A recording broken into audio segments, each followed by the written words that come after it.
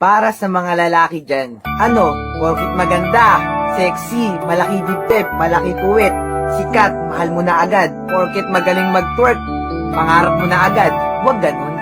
Ang mahalin at pangarapin nyo, yung babaeng may plano sa buhay, yung may pangarap, hindi yung puro paganda lang, hindi yung pangyabang tropa lang.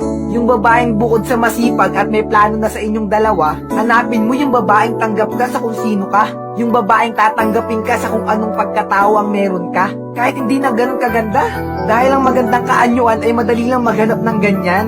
Pero yung babaeng iintindihin ka, aalagaan ka, at mag-i-stay pa rin sa'yo kahit nasasaktan na, bihira na lang yung ganyan. Dahil alam nyo, ang kagandahan at magandang pangangatawan ay lilipas din yan. Mawawala rin yan. Natural lang yun dahil tatanda rin naman kayo.